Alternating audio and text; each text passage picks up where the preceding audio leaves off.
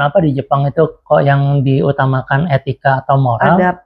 Karena untuk membentuk itu butuh waktu kurang lebih 12 tahun. Tapi kalau cuma belajar matematika 3 bulan, setahun orang juga udah bisa. Iya. Jadi knowledge itu lebih mudah dibentuk, tapi etika dan adab itu butuh proses yang lebih lama. Ekspektasi itu imajinasi. Iya benar. Dang it. Yang namanya imajinasi kan bukan berarti itu kehendaknya Allah. Ya kehendak kita yang memiliki imajinasinya kan. Deng. Dang it.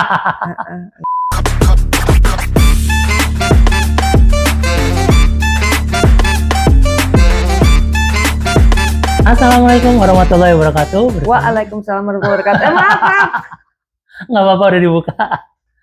Masih bersama saya Wiwit di Cerita MW. Kali ini saya ditemenin lagi sama Mbak Nina Tamam. Hai, assalamualaikum teman-teman. Waalaikumsalam. Kenapa kamu? Kok datang ke sini biasa lagi resah, langsung mau bikin konten gitu kayaknya. Nggak bisa enggak. Iya kan, nunggu buka puasa.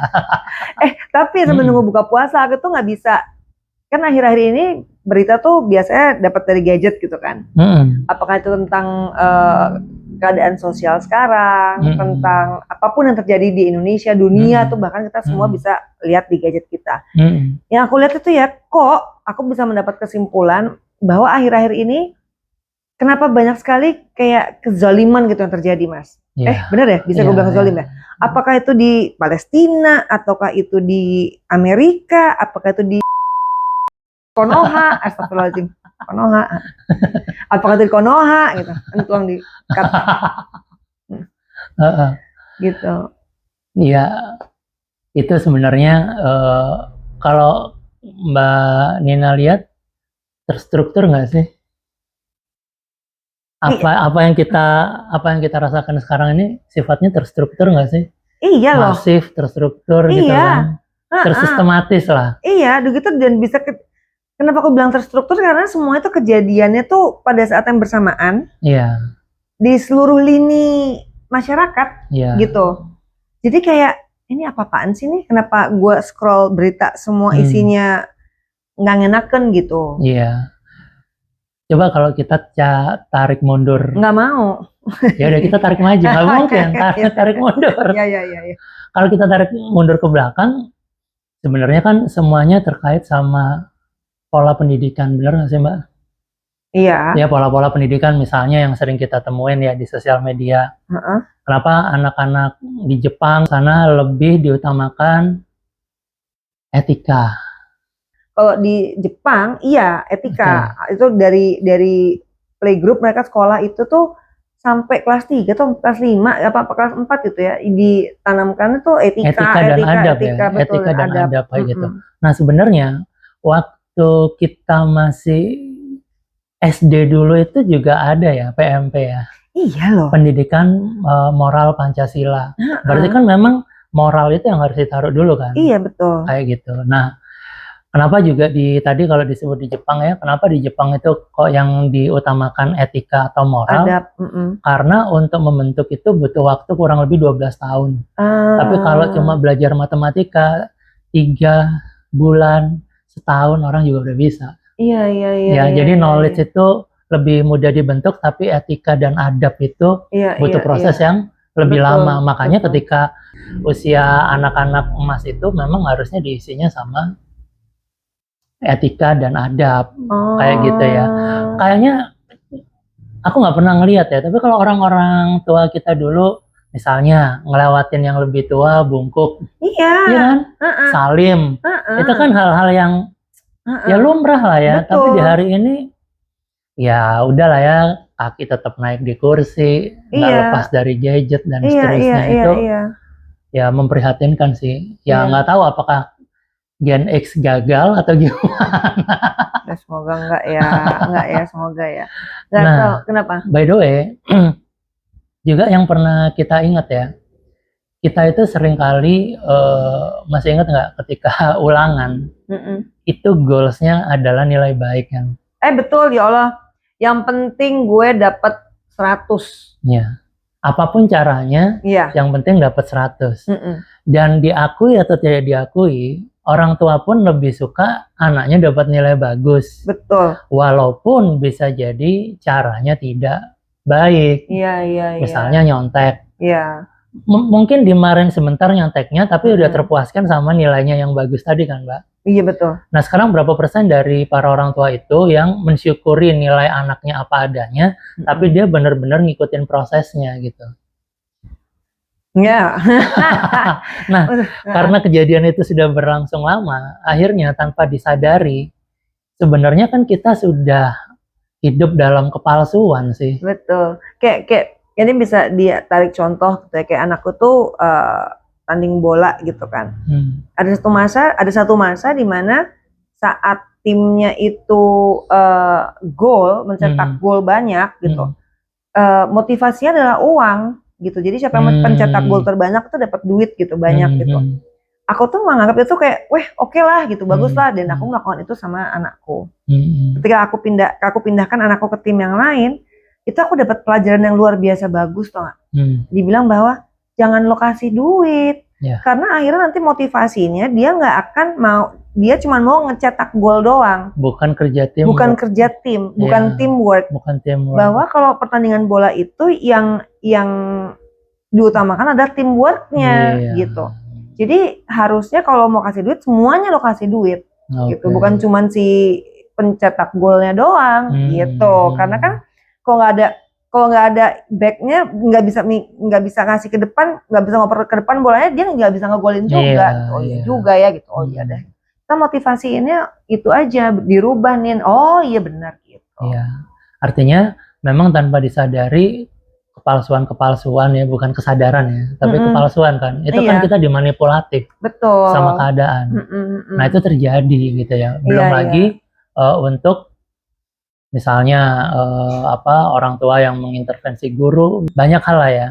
Nah, akhirnya apa akibatnya? Tanpa disadari, itulah yang membentuk mungkin ya sistem yang terjadi di hari ini, di mana orang-orang lebih mengedepankan hasil dibanding proses. Iya, betul. Yang penting ini kelihatannya mewah. Terserah mau itu bobrok semuanya, atau enggak, ya, gitu. semuanya udah terbangun dengan rapi. Tapi ternyata proses sampai itu terbangun dengan rapinya berantakan. Iya, betul. Nah, itu kan yang terjadi di hari ini. Makanya itu relate sebenarnya sama ayat yang ada di Quran, Mbak. Berapa ayat? Di surat 13 ya, surat Ar-Ra'd 13. ayat 11. 11. Ar-Ra'd. Bagi manusia ada malaikat-malaikat yang selalu mengikutinya bergiliran di depan dan di belakangnya. Mereka menjaganya atas perintah Allah. Sesungguhnya Allah tidak merubah keadaan suatu kaum hingga mereka merubah keadaan yang ada pada diri mereka sendiri. Dan apabila Allah menghendaki keburukan terhadap suatu kaum, maka tidak ada yang dapat menolaknya. Dan sekali-kali tidak ada pelindung bagi mereka selain Dia. Masya Allah, astagfirullahaladzim. Dapat nggak dari ayat itu? Yang pertama, ada malaikat pelindung. Artinya, kalau boleh saya maknai yang tersirat, manusia itu sebenarnya sudah dikawal sama hati nuraninya untuk selalu berbuat kebaikan. Betul, dikawal terus kan? Atas perintah Allah. Iya kan? Nah, dari depan, dari belakang, artinya dari segala lini itu sebenarnya terjaga. Kalau dia tahu esensi sholat dan seterusnya kan. Betul. Nah, yang kedua itu berbicara tentang ikhtiar. Suatu kaum tidak akan berubah kecuali hingga mereka merubah keadaan yang ada pada diri mereka sendiri. Berarti kecuali kan mereka yang ngerubah. Berarti ikhtiar itu sifatnya dari dalam. Ikhtiar ini kan berarti berproses. Iya. Nah, berprosesnya harusnya sesuai dengan cara-caranya Allah dong. Tidak ada penyimpangan dari itu kan. Sehingga nanti apapun hasilnya, terus lanjutannya, maka tidak ada yang dapat menolaknya. Dan apabila Allah menghendaki keburukan terhadap suatu kaum, maka tidak ada yang dapat menolaknya, dan sekali-kali tidak ada pelindung bagi mereka selain Dia. Oke, artinya apa? Apapun ikhtiar kita, apapun proses kita, bisa jadi hasilnya memang tidak sesuai dengan apa yang kita harapkan. Inginkan. Jadi artinya jangan fokus ke hasil, iya, tapi fokus ke proses. Aja. Bener. Jadi walaupun jalannya muter-muter, iya. Percaya aja, bener, gitu ya, bahwa memang ini sudah waktunya, sudah jalannya, sudah diatur sama Dia. Karena tugas kita itu berikhtiar, tugas Allah yang menentukan resultnya, hasilnya, Mbak. Oh, oke. Jangan kita tuker dulu. Jangan dituker, jangan seakan-akan kita ini tahu hasilnya apa. Masya Allah. Tapi kita ikutin prosesnya. Ya seringkali ya, misalnya kita sudah melakukan yang terbaik, yang dapat nama orang lain. Iya. Ya, jadi banyak kan hal kayak gitu. Kenapa? Kalau kita merasa bahwa apa yang kita lakukan pasti sesuai dengan hasilnya, nanti kita kecewa. Kadang-kadang kita nggak tahu ya, kadang-kadang kita tuh kalau kita melakukan sebuah proses, namanya juga manusia, pasti ada lelahnya kan. Iya, dan pasti ada pengharapan kan. Betul, gitu. Ekspektasi, itu kan nggak boleh terjadi seharusnya. Ekspektasinya hanya kepada Allah, terserah gitu kan. Tapi nggak bisa dipungkiri bahwa kita berekspektasi atas apa yang kita inginkan, gitu kan. Itu dia. Dan waktu yang kita inginkan, gitu kayak 3 bulan bisa nih, gitu selesai nih hasilnya seperti ini, tiba-tiba jadi 6 bulan, kok lama banget ya, kok nggak selesai, kok nggak jadi, gitu. Kita lupa bahwa waktu tuh Dia nentuin ya. Pertama, kedua apa? Ekspektasi itu imajinasi. Iya benar. Yang namanya imajinasi kan bukan berarti itu kehendaknya Allah. Ya kehendak kita yang memiliki imajinasinya kan. Deng. Nah, kemudian nih dalam rangka tadi ya, berproses tadi ya. Dalam rangka berproses itu juga penting yang namanya bisa memilah mana yang hak, mana yang batil, Mbak. Iya. Itu Allah udah bilang di surat 2 ayat 42 surat Al-Baqarah. Bismillahirrahmanirrahim. Dan janganlah kamu campur adukan yang hak dengan yang batil. Wow. Dan janganlah kamu sembunyikan yang hak itu sedangkan kamu mengetahui. Iya. Ini boleh aku omongin ini nggak ya? Aku kayak baru banget nih gue baca ya berita di Detik.com. Kalau nggak salah. Ada hakim yang melepaskan seorang tawanan yang atas diduga melakukan pembunuhan gitu kan. Tapi akhirnya tawanannya bebas. Tapi akhirnya hakim ini ngaku gitu kan, karena dia seorang Nasrani dan dia bilang dia habis baca ayat-ayat Injil gitu, dan dia takut gitu. Artinya kan hatinya tuh sebetulnya masih bisa jalan ya, walaupun dia bukan diduga ya, kayak dia tuh udah ketangkap karena melakukan penyuapan gitu kan, dan dia jadi tersangka. Tapi dia ngaku gitu, nggak deny. Ada beberapa yang lain tuh deny atau menolak kalau dia iya gue salah gitu. Jadi kata hatinya tuh aku rasa memang bener kayak kamu bilang ya Mas, bahwa kata hati itu sudah disediakan Allah untuk nge-guide kita. Di tengah jalan tuh kita keluar karena maunya kita sendiri. Tapi karena ketika kata hati kita tuh terlalu kuat sampai akhirnya oh iya salah ya. Yang batil ini harus kita luruskan lagi dengan segala konsekuensinya. Gitu ya. Konsekuensinya loh ya. Iya, konsekuensinya. Berarti konsekuensinya tuh bisa kehilangan jabatan. Banget. Bisa dikeluarkan dari circle. Betul, kehilangan teman, anak atau cucunya. Bahkan bisa dikriminalisasi. Betul. Iya. Gila ya. Tapi aku tuh percaya banget ya, percaya sekali bahwa kalau ada orang yang kayak gitu ya, salah gitu lalu kembali kepada jalurnya lagi gitu ya. Itu tuh walaupun apa yang kehilangan tuh memang udah harus hilang tuh Mas. Memang udah harus hilang, benar. Memang udah harus hilang. Apakah itu teman, apakah itu jabatan, ataukah itu apa yang memang harus hilang. Jadi gini, harus dibedakan apa yang namanya vibrasi, apa yang namanya frekuensi. Nah, itu gue gak ngerti dah. Nah, sama bukan? Beda ya? Bukan. Oke. Kalau vibrasi itu, karena vibrasi kita bisa mendekat. Tapi kedekatannya berapa lama? Kalau frekuensinya beda, bisa jadi memang sengaja didekatkan hanya untuk sekedar ngasih tahu. Nanti pisah lagi tuh. Karena frekuensinya beda. Benar. Iya, Allah merinding. Jadi itu bedanya vibrasi sama frekuensi. Kayak gitu. Aku tuh disatukan oleh vibrasi yang sama, dipisahkan oleh frekuensi yang berbeda. Iya, itu. Dan ketika frekuensi berbeda, ternyata ketemu sama frekuensi yang sama dengan vibrasi yang sama. Iya, gitu. Iya, akan gitu terus kan hidup. Very deep. Gitu. Nah, 242 itulah yang mengajari kita proses. Tadi kembali lagi ya, kan ada malaikat ya. Malaikat itu sebenarnya hati nurani kita yang membawa sesuatu yang baik ya, selalu mendekatkan kita kepada Allah. Sebenarnya kalau kita merujuk ke ayat yang lain lagi bahwa Allah menciptakan manusia dalam bentuk sebaik-baiknya, artinya dengan adanya hati nurani, Allah itu sudah mengirimkan tanda-tanda. Buktinya apa? Kalau kita berbuat melampaui batas, ada unsur cemas, ada unsur deg-degan, keringat dingin, panik. Itu semua memang sengaja dirancang agar manusianya tahu bahwa yang dilakukan itu sudah melampaui batas atau salah. Makanya surat 2 ayat 42 ini artinya pisahin, jangan dicampur adukkan. Kenapa? Kalau itu dicampur adukkan, nanti sistem yang ada di dalam dirimu itu mati. Artinya apa? Ketika kamu berbuat dosa atau salah, nggak ada pengingatnya lagi, nggak ada deg-degan, nggak ada keringat dingin. Itu menjadi hal yang biasa akhirnya. Ini sama kejadiannya dengan tubuh kita. Ini aku pelajari dari bapaknya Sky, anakku ya, mantan suamiku, sahabatku, temanku lah. Gitu.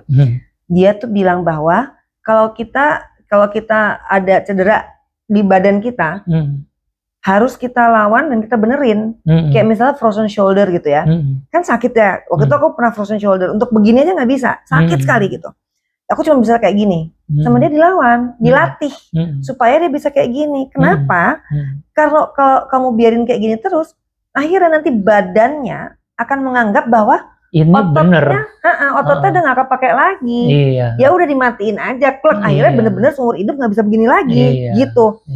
Artinya yang aku tangkap adalah untuk melawan atau untuk keluar dari comfort zone itu tadi, yang tadi kan kita batil tuh ya, kita tahu nih kita salah nih ya, tapi ada tanda-tanda yang bikin kita keringat dingin atau kita deg-degan apa segala macam, itu tuh kalau kita nggak lawan, akhirnya mati, sistemnya mati, ya kan, rasanya mati, sama badan kita kalau nggak kita iniin mati begini aja. Makanya gila ya, jangan merasa aman ketika di zona nyaman. Allah udah bilang juga tuh di surat Al-A'raf ya. Nah pasti lo mau buka puasa yang seneng-seneng aja kita kayak dengernya diingetin melulu begini. Tapi tanggung. Surat 7 ayat 99. Allahu Akbar. Surat 7 ayat 99. Masya Allah. Karena kan tadi bawanya ke sana, kan kita ngikutin. Iya benar-benar. Oke, 99. Maka apakah mereka merasa aman dari azab Allah yang tidak terduga-duga? Tiadalah yang merasa aman dari azab Allah kecuali orang-orang yang merugi. Astagfirullahaladzim. Ya kan kejawab kan. Artinya memang kita nggak boleh di zona nyaman. Karena ketika kita merasa aman, sebenarnya kita tidak sedang baik-baik aja. Artinya nggak ada eling lan waspodo, nggak ada ingat dan kewaspadaan kita pasti berkurang kalau di zona nyaman. Itu makanya Allah ingetin di ayat itu.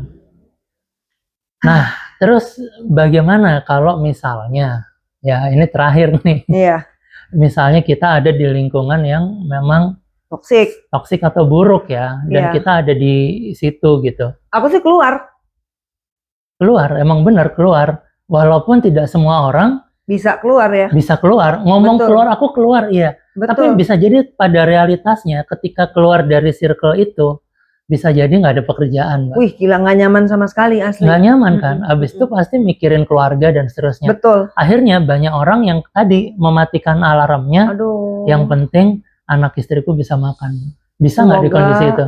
Bisa banyak dong. Kan? Iya. Banyak. Semoga kita nggak termasuk orang-orang yang dimatikan itu ya alarmnya ya sama Gusti Allah ya. Makanya kita buka nih ayat terakhir ya. Allahu Akbar. Surat 4 ayat 140. Surat 4 ayat 140. Ya. Ya.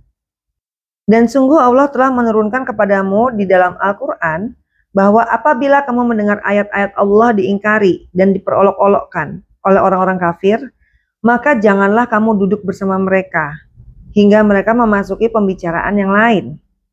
Karena sesungguhnya kalau kamu berbuat demikian, tentulah kamu serupa dengan mereka. Sesungguhnya Allah akan mengumpulkan semua orang-orang munafik dan orang-orang kafir di dalam jahanam. Astagfirullahaladzim. Simpelnya ayat ini berbicara tentang circle. Iya benar. Kita boleh banyak teman, tapi kita berhak menentukan siapa yang mau menjadi circle terdekat kita, itu kan kita bisa nentuin. Teman boleh banyak, tapi yang circle kita ya kita harus bisa nentuin. Termasuk keluarga loh. Iya, memang. Keluarga tuh aku tuh baru sadar bahwa keluarga itu tuh bukan hanya darah, tapi keluarga tuh adalah orang-orang yang kita pilih. Iya. Bisa jadi kita sedarah, aku sedarah sama kamu, aku sedarah sama adikku, sama ibuku, ayahku gitu ya. Tapi kalau mereka toksik, ya kita harus keluar lah dari lingkungan itu gitu ya. Walaupun di Quran juga dibilang jangan durhaka, tapi untuk keluar dari lingkungan toksik itu wajib hukumnya ternyata ya. Iya, jadi gini, tetap tidak durhaka, jadi semuanya dengan kata-kata yang baik, diperlakukan dengan baik. Tapi kita masih bisa memilih kalau itu tidak baik kan. Betul. Bener. Betul, Masya Allah. Jadi di hari ini kita udah aku buka puasa sekarang aja deh. Stres gue. Semoga ada yang didapat ya dengan dibukanya tadi beberapa ayat itu. Intinya yang pertama, Allah pasti memberikan sesuatu yang baik di dalam diri kita, yaitu hati nurani. Maka harus kita jaga. Betul. Hati nurani itu sekuat kita. Betul. Karena dengan hati nurani terjaga, itu pasti alarm-alarm dalam tubuh kita juga masih terjaga. Iya. Ya. Kemudian jangan melampaui batas sehingga kita bisa membedakan mana yang hak, mana yang batil tadi, Mbak. Iya, betul. Kemudian yang terakhir, jangan duduk dengan orang yang memperolok ayat-ayatnya Allah. Artinya jangan duduk atau dekat dengan orang-orang yang circle-nya memang nggak baik. Dengan melakukan sesuatu yang batil itu sama dengan memperolok ayat-ayat Allah, ya kan? Bisa kalau mau ditarik kayak gitu. Iya kan? Artinya ya circle lo lagi gitu. Janganlah lo jadi satu circle dengan orang-orang yang melakukan kejahatan, melakukan kezaliman. Iya. Karena mereka memperolok ayat-ayat Allah. Lambat laun kamu pasti akan terkena. Makanya jangan duduk dekat tadi itu tujuannya.